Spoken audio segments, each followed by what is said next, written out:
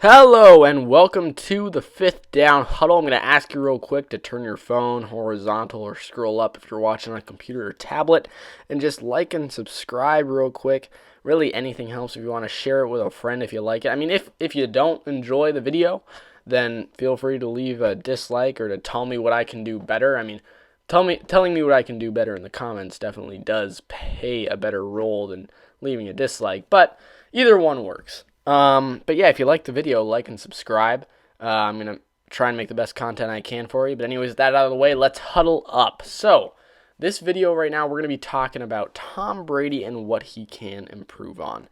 Now, this is the first video in what's going to be a 32 to 34 episode series, depending on if we get some kind of sudden retires or sudden changes and I need to change up. Because I'm going to try to just do this with starting quarterbacks. And a big part of that is also if Joe Burrow starts next year. Who knows? It's either going to be Joe Burrow or Andy Dalton. Unless Andy Dalton goes to New England, which is a current rumor floating around. But yeah, I'm going to focus on starting quarterbacks. The next quarterback after this episode I'm going to do is Kirk Cousins. And I'm kind of roll that into a video that will come about a week after that, which is what the Vikings can do in order to further or make the next step towards the Super Bowl, because it feels like every year we see them in the playoffs and in the hunt for the Lombardi. They're like that kind of quiet team that you're like, oh, the Vikings are in the playoffs, and then they win a game and then they kind of look like they're not prepared the next week. And I want to talk about how they can become an actual championship hopeful team. So anyways, that out of the way, let's go ahead and get into this. So, as you know, if you've been watching me for a little while, I am a Patriots fan. And more than that, I'm a Tom Brady fan. More than that, I'm a football fan. But in the middle of those two, I'm a Tom Brady fan. I like the guy. I've always liked the guy. And I won't get into all the hateful things about him and all the questionable things. That's for another episode. But for now, we're going to talk about what he can improve on in the offseason. Now, like I said, I'm a Patriots fan, and something that a lot of Patriots fans, we get a little ignorant about it. I don't personally, but a lot of Patriots fans do, is that they kind of deny the fact that he's getting old and that eventually he is going to fall off that cliff. Now, I do disagree with the cliff claim a little bit. I do not believe it will be a cliff. I think it will be a gradual decline, rather than like what Peyton Manning had, where it's kind of 1 year he was pretty good. Next year he was like, oof, he needs to retire at the end of this year. I think Tom Brady's is going to be much more gradual, but I do believe it will be very noticeable. I don't think it'll be good to bad. I think it'll be good to okay, not as good, okay, not as good, okay, now he's playing just about as good as Andy Dalton would. But yeah. So when we talk about that, the body, as you get older, the body breaks down. What I mean by that is you lose pliability. Now, you can throw a football till you're 60 years old. Peyton Manning and Tom Brady are going to be able to throw a football 60 yards until they're 60 years old. They can still throw the deep ball, but the problem is the rest of their body. Peyton Manning lost the ability to evade defenders, to sense pressure, and to really feel confident in his body once he reached that point of no return where he was like, okay, I do not feel the same that I once did, and I really need to start considering retirement. At that point, Peyton Manning, he lost a lot of the things that helped him stay confident in throwing the football, which I think is really the biggest reason why he was so poor compared to his other years throwing the football in his final year of Super Bowl 50. But Tom Brady right now, his body is not where it used to be. I know that. I know it's not where it used to be. I mean, he gets hit a lot and he still doesn't get injured, but injuries isn't really the only thing. When Tom Brady gets knocked down, it's not that you can visibly see it, but at this age, it takes a different toll than when you're 25 years old. It just does. I mean, that's biology. We can't change that. Tom Brady's not a god that is immune to how broken down your bones get after 42 years, or how unpliable and undurable your bones become. I'm not saying his bones are completely undurable, but I am saying that it has become more of a vulnerability over the years, and more now than ever, as it will be next year more than ever, and then the year after that more than ever. Now, like I said, it's that gradual decline, not a cliff, but a gradual decline. And I believe that he's getting old, but I think he'll be able to throw football for a long time. We see him evading defenders all the time, left and right. He evades a man right. He'll evade 3 rushers before he throws the ball away or throws it to James White on a check down.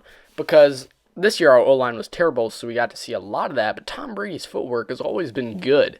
Not only his footwork, but his overall just his ability to evade rushers and sense pressure. And that's always been a big strength of his. That's always been a reason he doesn't get sacked a ton. I mean, this year, you look at the statistic where if you take away all the drops the New England receivers had, you take away spikes at the end of games, and you take away throwaways, which is when you're under pressure, so you purposely throw an incompletion, he has a completion percentage of 69%. Over 69 point, I think it was 8 or 9%, which means that when he's actually trying to get it in a receiver's hands and the receiver actually catches it when it's a good throw, he's hitting almost 70% of his passes, 7 out of 10. That's a lot better than the mid-50s he's in right now in the stat book. So I think that's a really misleading stat. A lot of people cite that, and I just think it's a very misleading stat. But yeah, so one thing, it's not really a thing he can improve on, but it's just something I want to clarify right away. Is that it's not that I don't believe he is completely immune to the effects of age, but I do think there are ways that he can still be an elite quarterback next year, and I do believe he will if he has weapons around him. So moving into the next thing, one thing he needs to improve on is standing in the pocket for too long. He often stands in the pocket way too long, and a part of that is evading defenders, true, but he trusts his legs quite a bit, and one of the things is he has to start to learn how to use his legs less. How to maybe evade one defender and then throw it. Because I think that eventually he wants to play till he's 45. I mean, eventually his legs are not going to be able to do what they do right now. No matter how in shape he stays, his legs will simply not be able to do that, whether it's timing with his brain to his legs or anything. He's not going to be as fast as 25-year-old edge rushers. He might be pretty close, but it's still going to be a visible toll that it's going to end up taking on the pass game. And I think the one thing he can work on this season is getting the ball out quicker. And a big part of that is you got to get separation from your receivers quick. You got to have a receiver who can at least always be open. It used to be James White, but James White wasn't really a big-time target this year. And yeah, so you got to look at that as a thing to improve on, even if it's not completely his fault. But yeah, and then another thing is kind of going along with that is not trusting his receivers. And I get why. I mean, we don't see what goes on in practice, you know. Maybe in practice he gives them those chances. He throws those tight balls that might get intercepted or dropped if the receiver doesn't do his job. And maybe they do terrible at that, so maybe that's exactly why he doesn't throw it or throws it away. But still, I mean, you got to give him a chance in game. I mean, I understood why he was throwing the ball away so much, why he was putting it only, like, he'd throw it a yard far on a streak route because I truly feel like it was because he just didn't trust the guy. He said, I'm going to put it where I think you can get it, but I don't trust you enough to put it that close to a defender, you know? So yeah, I think he needs to start trusting his receivers more. He can throw tight balls, and he can get it in their chest. But he just needs to trust himself and the receivers in order to do it better. And you might throw a couple picks, but if you at least give those receivers a chance, then maybe they can capitalize on some of them, and you'll score more than 13 points in the playoffs. Sorry for that jab. But anyways, the Patriots, and then something the Patriots need to do along with that is to get him receivers, or whatever team he goes to. He's old, he has his arm still, he can still throw to tight windows, but he needs receivers who can at least get some separation. The Patriots receivers had one of the lowest separation rates, meaning the lowest rate of distance between them and a defender after the first cut or the first move of their route, which basically means that his receivers were not getting open.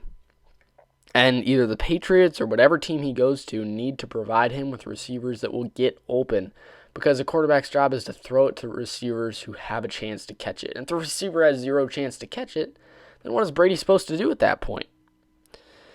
So yeah, and then another thing is not getting knocked down as much. Again, it's another point going along with the fact that his body is simply not where it once was. His body is still good.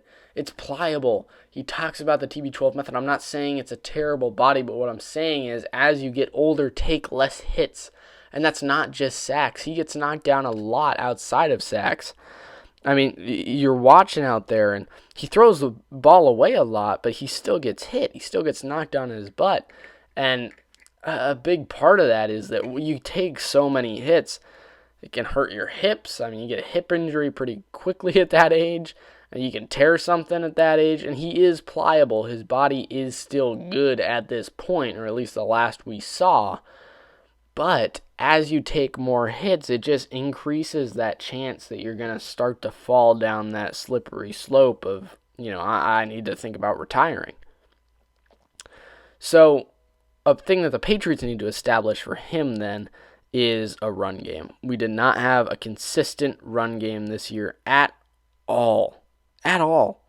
I mean, Sony Michel, he a lot of times it just looked like he wasn't running very powerfully. And Rex Burkhead, he's a great runner. He goes with power, and he'll get an extra yard or 3 after he gets contacted. But the problem with Burkhead was he fumbled far too many times. And it might not look that many on a stat sheet, but in terms of who you want to trust at running back, you're going to trust the guy who doesn't fumble that much at all. And James White, he was also a good runner. But the main reason for that is when James White's on the field, we normally pass. And I think a lot of fans were calling for James White to start. And one of the problems with that is a lot of teams kind of see that when James White is on the field, it usually means we're passing. So they're usually going to get in a pass defense formation, which makes it a lot easier to run. And whenever Sony Michel is on the field, we usually run the ball. So it makes it easier for them to get in a defensive position, which kind of takes some of the blame off Sony Michel. Because if we're running that predictable run offense, then the defense knows we're going to run it. How's Sony Michel supposed to play against that when he has a average at best O-line and a tight end position that seems to be a revolving door around no-namers? But yeah, moving on. Also, another thing with the run game is that it gives play action to Brady. More full boxes in order for the defense to stop the run because of that predictable run scheme, and less secondary deep. And when you get less secondary deep, that means that they're going to give a little more, they're going to stay a little tighter, and when they stay a little tighter at the line of scrimmage, it makes more room for separation. It just makes it easier for a receiver to cut a defensive back if they can fake them out. But a lot of teams won't run super tight coverage with bad matchups. You have to get some good matchups on the Patriots team. And then another thing is interceptions with Brady. He didn't throw a ton of interceptions this year, but if we're being honest, there were some clearly bad throws that Brady made this year. There were some throws where I was like, dude, I don't know if you're trying to throw it away. I don't know if you're trying to hit a receiver. That just seemed, just didn't seem right. And there were moments with that, and I think, again, a part of that is he doesn't trust himself. He doesn't trust the team around him. And I also think that's a big reason why he's waiting until free agency to sign with the Patriots, is because he doesn't trust the Patriots roster right now. He's saying to himself, look, I am not going to sign on to this team until I get some assurances that I'm not going to have to go through that again. Because I didn't trust anything about that offense. And yeah, it's not a lot of bad decisions and bad throws, but he's got to start trusting. Even if it's hard, he's got to at least try. And if his receivers still don't deliver, then that's tough. That's their fault. And maybe of course the NFL fans will blame it on Brady, but he's at least got to give him a shot.